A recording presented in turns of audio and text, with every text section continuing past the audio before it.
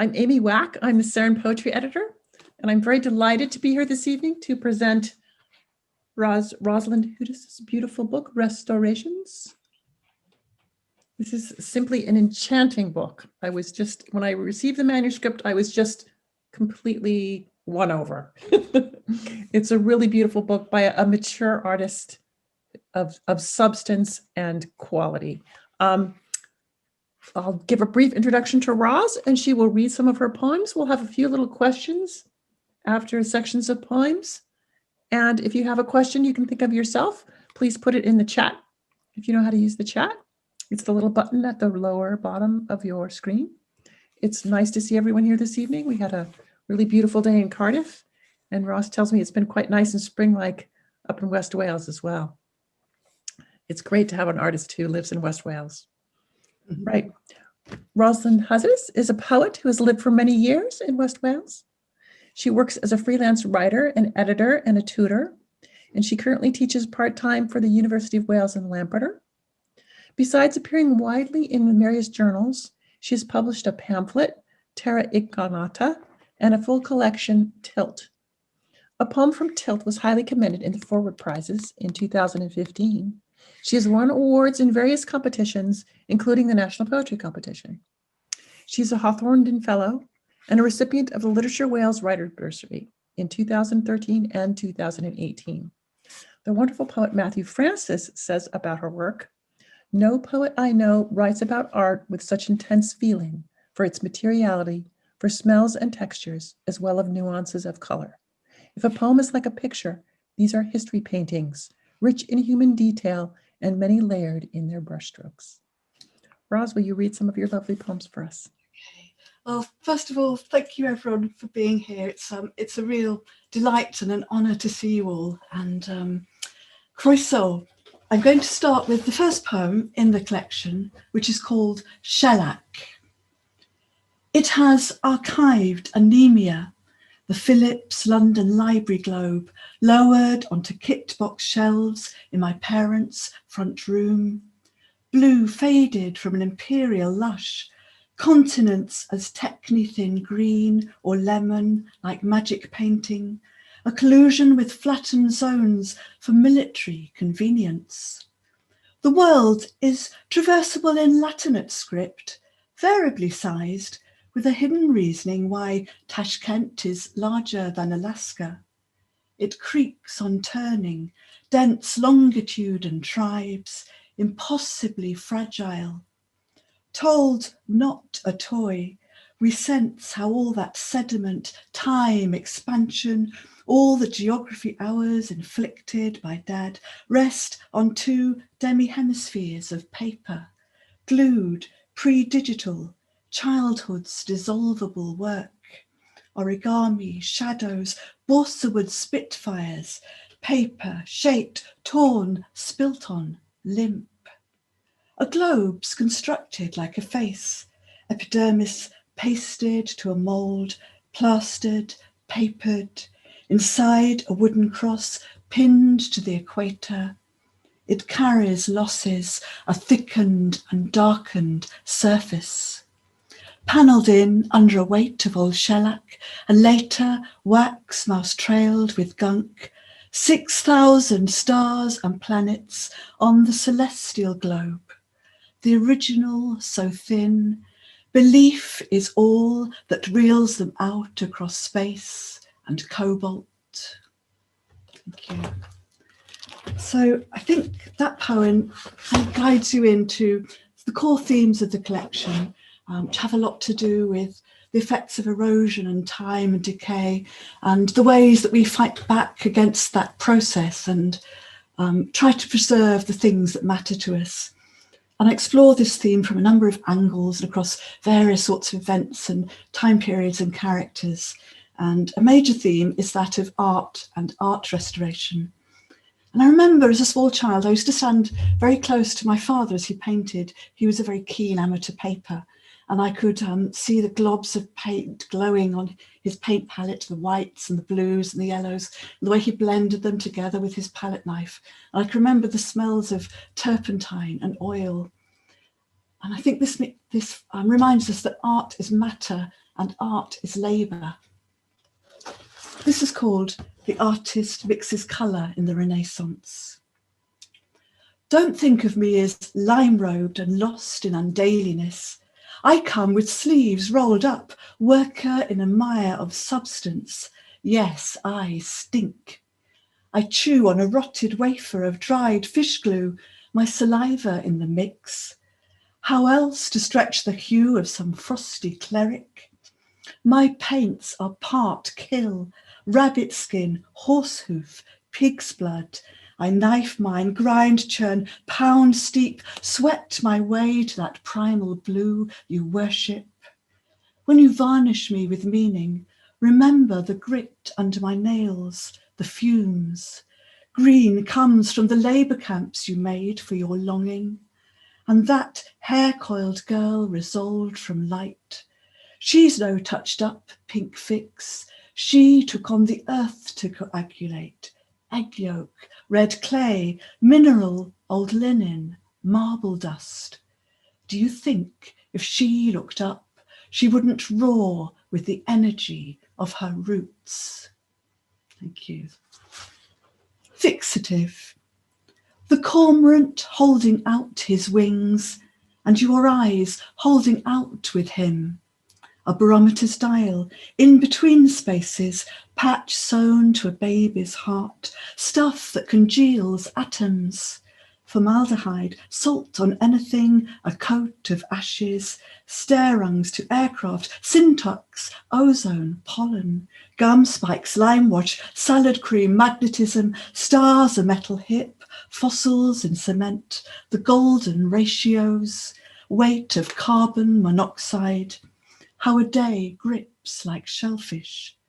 This photo, us in the 1960s, playing on a bomb site, the man who dipped us in sulfate, vanishing silver halide, silver that held us, not darkened or fogging, so that always our stairs unweather from a storm of greys, willed there until whoever looks, looked elsewhere. Thank you. The final poem in this section is also inspired by Gwen John, and as mentioned in the previous poem, she had a way of creating many versions of the same subject matter. So this is about 2 versions she painted of the room where she lived and worked in Paris, and it's called Or with Open Window. If she could agree to be this room or the other, possibility pleats her.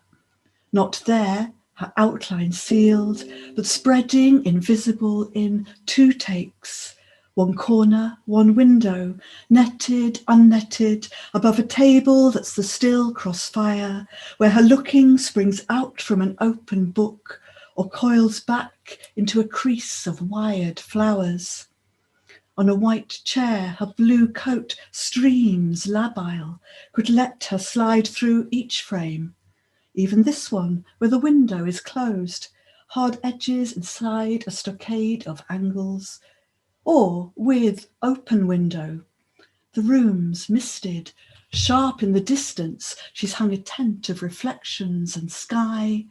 Where she waits can be folded, unfolded, like a paused umbrella, like triangled sunlight on the wall that could pin her to its moment, or, warming outwards, paint her into the visible.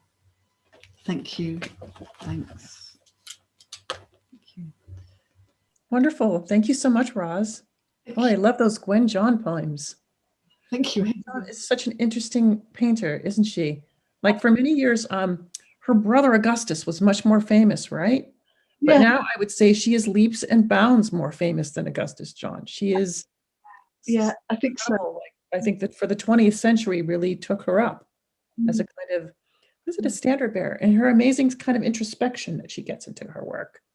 Yes, I think that's a really key feature and something I picked up on. And I think it very much has to do, I think, with a kind of a female artistic psychology at the time and the longing to break those bounds. But I think she was quite sort of an important figure in terms of that sort of crossover from realism into something much more expressionist, perhaps. If you like. And I Her precision. I can see why you would like her precision. Yes, yes, yes. Which is quite something that I really like about your poetry. I really love your nouns and your adjectives. I have to say, there's this element of using individual words like bits of paint that really make up the poems in a beautiful way. I was interested to hear that your father was a painter, because I thought you yourself might have been a painter. But yeah, I wanted to be. I think he was a really big influence on me as a small child, and so I did paint a lot, but and then I don't know, I just got diverted away from it and into music and then into poetry. But yes, it's always been a very sort of fundamental interest of mine, and okay. art history. It's like it's more than a surface thing. There's really something going on with art, which I admire very much. Thank you. Should we have your next section of poems, which I think break away from this theme and move in a different direction? I do. I mean, so there's a group of poems in the collection that kind of they arose from the experiences that my family and myself had of helping our parents through the final stages of their lives, and so they're semi-biographical, but they also draw on other accounts and other sorts of historical documents, weaving things together with the hope of creating I suppose, a more inclusive metaphor and hopefully an emotional truth that a lot of people can relate to. This is called Rift. It was a caesura in the lift of cup to lips. For a beat, her eyes died, then flickered back, puzzled as she slid gravely to the floor. All her words flurried up in one sweep, left. Some returned to the hospital to scavenge syllables, the nut shape of an O. We were keeping watch by a too-wide window that laid her silence bare. We were keeping watch for a sound to root like a chip of bone, grow. O would be enough to restore her. As O restores and flickers a part-crumbled city, she dawdles in the vetch beside a bombed-out terrace. Nightly, one street lamp richens its searchlight for her shadow to meet uncertain others. Veterans are younger, lie in remembrance like crows, black rain in November.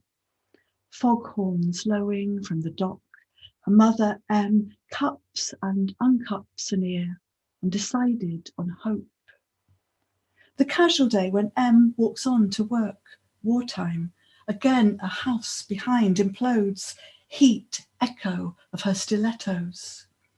This time she returns, one side gone utterly, a bedroom that glows indecent in late sun, a lace shade rocking, one wall, two pegs, a man and woman's coats, below them a suitcase, charred boards, a precipice. And then tinnitus like dawn. The suitcase was full of starlings is later what she repeats, and again how she couldn't break through air that held back glassed. For minutes she seemed to tip down floors of her skull. For minutes, the birds. The next poem is it's called Under, and it's actually from a sequence of two poems, but they also stand alone. And I'll read this one because it draws a lot on themes of art and restoration. Under. I sense the restorer's eye probing, even down here, the heatless base layer. He raises my temperature minutely. Perhaps he can smell an undertow in the stairwell between varnishings. Am I foxy or something that catches the throat like bog myrtle? The ghost fish, in a word, meaning dry land. Opaque layers above me admit nothing blue. I stay afraid my life is stitched to them, an anchor, but I long for water's memory. His gentlest tool is sailcloth. If he finds me, it could fill the chasms where I can't connect, patches where my fabric's brittled, the tacks corroded. It won't restore what's gone, but I would live the ocean, slap of wind, cut my ties. But I know he won't let me escape myself. He stares and stares into my rumour because I'm wanted intact. He has other tools, tweezers, dental picks, clamps, droppers, scalpel, and the one I most fear, the tube he could snake down through every layer, push through my nose, burn my throat, hook me alive in wordlessness, this desert. Thank you. The next poem is kind of a tribute to all fathers who mess around in greenhouses and do things with seeds and tomatoes and other things that happen in greenhouses. It's also a kind of tribute to my father. And when I was writing this poem, it became conflated in my mind with some research I was doing at the time into seed banks and the great seed repositories under the ice in places like Svalbard. And I know these are very threatened now in times of climate change, but there's still a kind of act of faith in the future. Minutiae. Emptying this last room, I catch myself at the spot where my father watched the garden lose its grip as he did. Outside, the greenhouse, grimed with old breath, a place of husks, blurred webs, the stink of geraniums past. Labels remain, obsessively cursive, their season blotted over. But still in packets, a smattering of seeds hold up in themselves and scentless, which changes the view, their skeleton than something latent, unfulfilled borders except in his inner mind, where schemes of yellow and rose outshone the loss. If I conjure him, it's not a white pandemic of endings, but the detail of micro-life. He's in the vaults of a seed bank, open stacked drawers where bag nestles on bag labelled.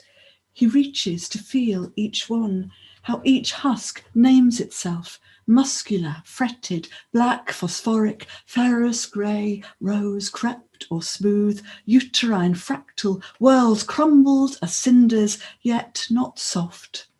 Like children, he wants them not to break too soon.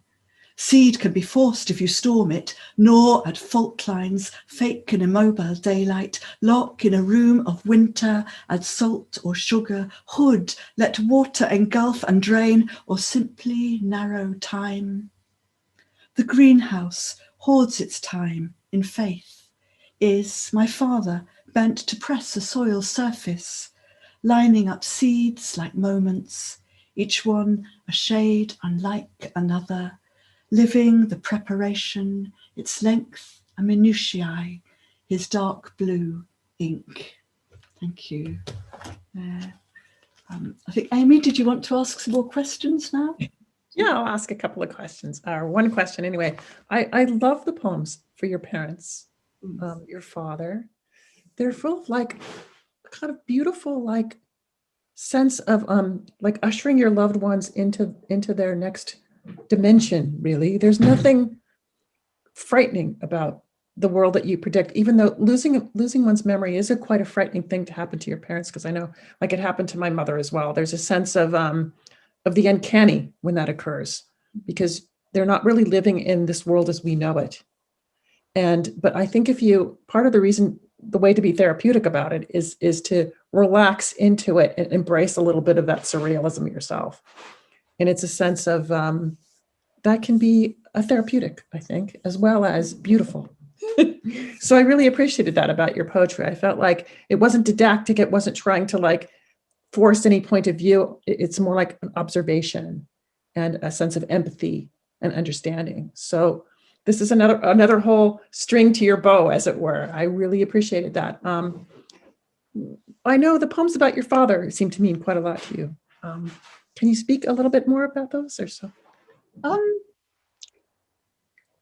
Yes, I mean, I suppose he was a very significant figure for me, and the fact that he was an artist as well, an amateur artist, and yes, I guess that he kind of rooted me in creativity, is the way I put it. That early experience watching him paint and and his support, I suppose, in that dimension. It's almost as there's a kind of psychic bond between us that has never disappeared in a way. And yes, I feel that he crops up quite a lot in my poetry. And but then I suppose father figures in general are a kind of touch point for a lot of people, and negatively and positively. And so It was very moving the way you do it as well. Somebody asked a question about the color blue. Right. Yes, I mean there's a lot of blue in the collection, and a lot of colour in general. And I suppose I think there's a certain class of people who become obsessed by blue, and I'm one of them. There's a subclass of people who become obsessed with blue poppies, and I'm one of those as well. Okay. Yeah, I guess there are so many aspects to blue. I mean, it's the colour of desire. I mean, not just sensual or sexual desire, but also metaphysical dimension. And therefore, as a metaphor, it can be used in so many ways. But I suppose there's a kind of unattainability about it, and the negative aspect that because desire can also become obsession, and that can override any kind of moral principles, which I touch on a little bit, I think, in the Plant Hunter poems, which I'll come on I to. didn't realize there was a moral dimension to blue, but of course, yes. That's a good way to put it. So sky and water and the visible world as well. Mental and yes. Well, here's where we mentioned the cover art by Elvin Lewis. Beautiful painting, multi-layered painting with a lot of kind of scratchy surface. Can you see it very well? Not sure. But anyway, lovely cover art. Okay. Thanks. And does anybody else in the chat have a question? Let's see. Oh, Jeremy Dixon says, Gwen John rules. Yes. Absolutely. Oh, it was Kathy Miles who asked the question about blue. Oh, right. Hello, Kathy. Also, do look at the chat to see a link to get the book. So get your copy. Great. Okay. Should we go on to the next set of poems now, I think? Yeah. So this is the final section.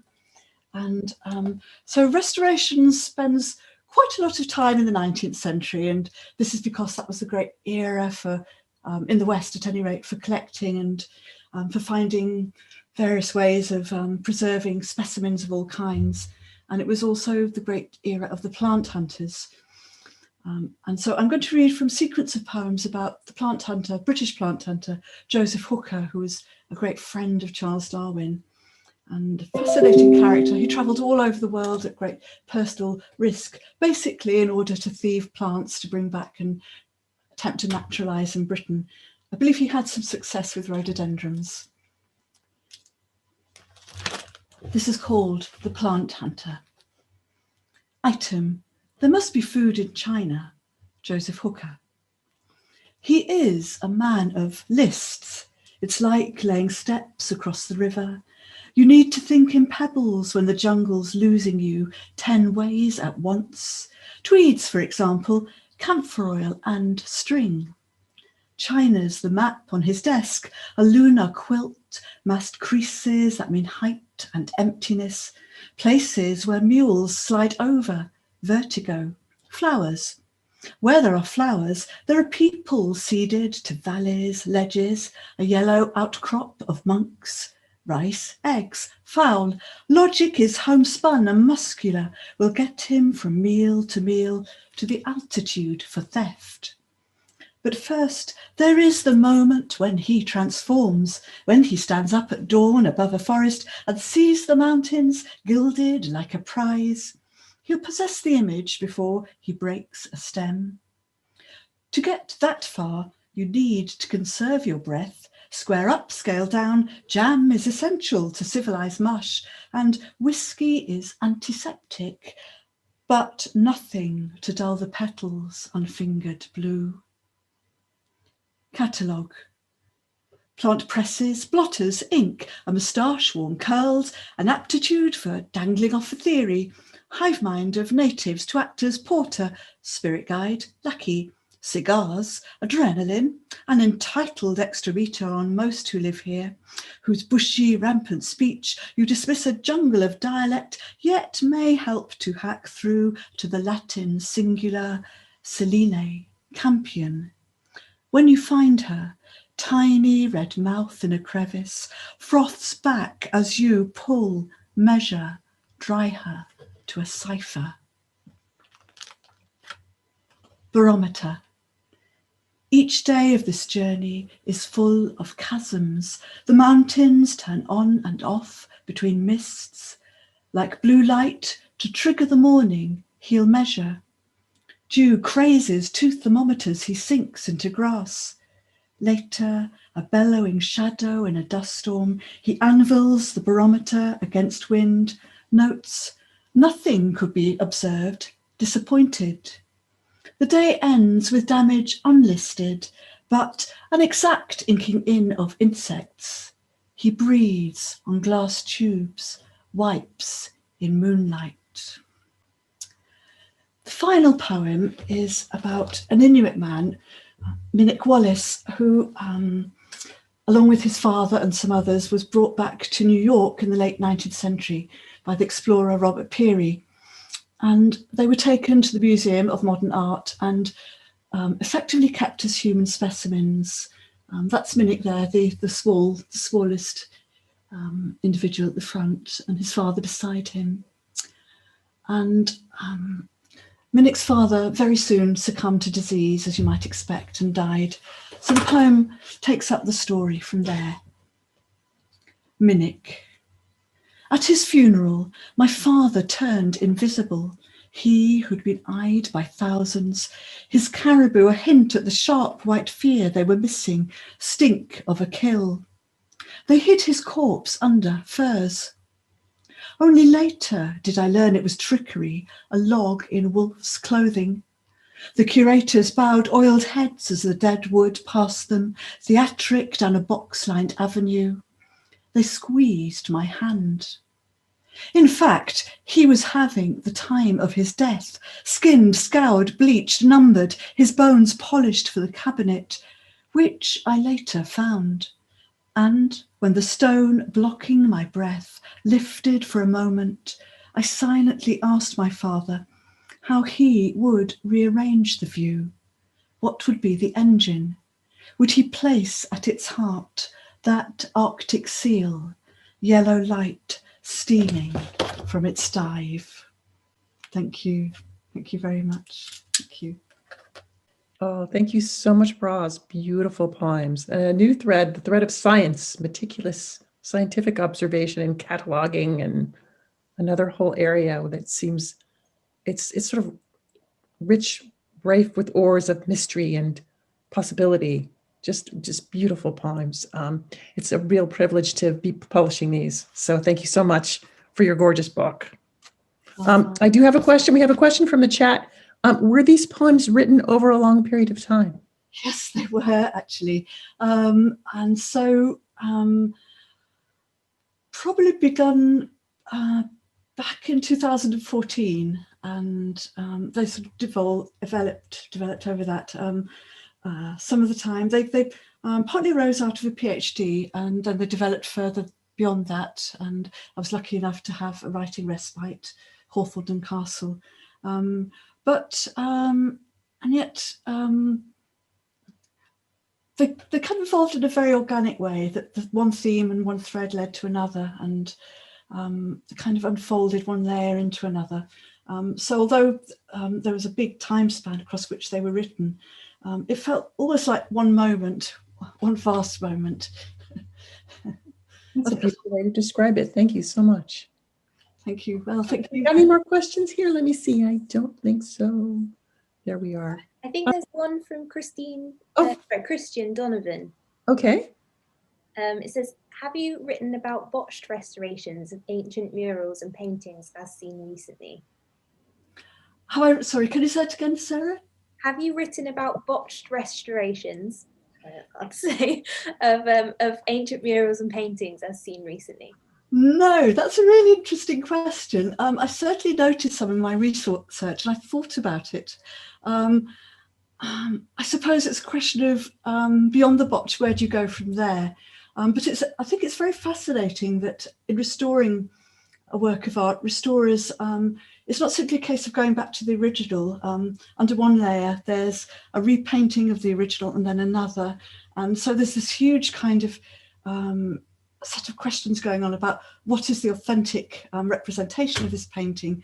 Where do you draw the line aesthetically? What do you allow through? What do you, as it were, erase? So it's fascinating in that respect. But yes, botched restorations, they're wonderful in their way, and you should certainly look them up, people, because they're also quite comic and I think quite touching as well, and have stories behind them. So a nice question, thank you. Right. Anyone else? Caroline? Yes, sorry, I can't get the chat to work on my machine. I wanted to ask you, what was your relationship with the painting restoration? Was it just something that you've done a lot of research in, or did you have a personal connection? Well, I suppose the personal connection came through my interest in art and my own explorations into art.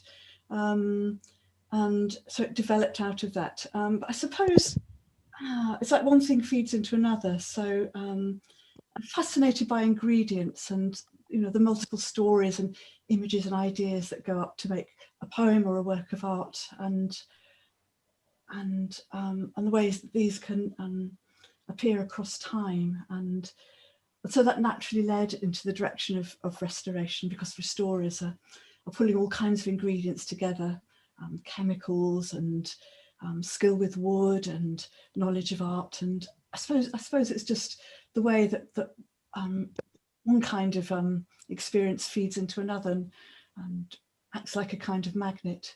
But yes, I mean, a lot of my experience came through research. Thank you. Thank you. Yeah, that was the other question about research. Right. Any other sort of research you have to talk about, speak of? What, me? Yes. Well, I suppose a lot of reading and looking at images, and talking to people, and delving into old documents. Yeah, sort of multiplicity of routes, I suppose, that welded themselves together.